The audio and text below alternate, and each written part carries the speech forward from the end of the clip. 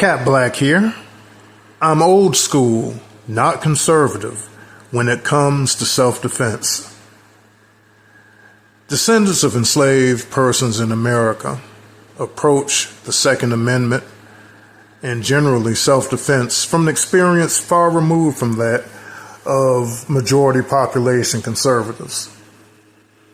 Implicit bias has the majority population on the right arming itself historically against slave uprisings and more recently the stigmatized descendants of those enslaved persons. That's why we have had, if we're very honest, concealed carry permit legislation and more recently permitless or constitutional carry laws.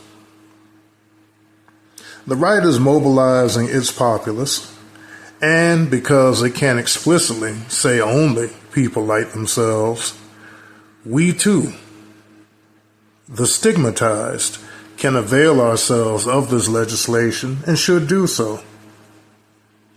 What majority population conservatives seek to conserve, unfortunately, without guardrails, often becomes the 2.0 version of the police brutality and the vigilantism which has always dogged black people's footsteps.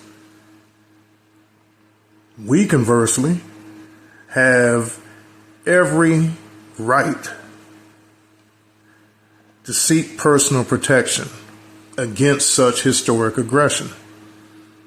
On the surface, it may seem that both sides have similar motives for self-defense, but really we don't.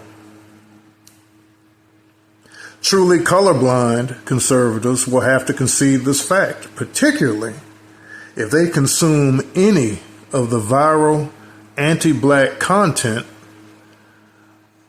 posted by influencers in their ideology, always harping on the percentage of black people and then erroneous conflations with the violent crime rate, with posting 2.0 versions of the black brute myth born in the enslavement of our ancestors.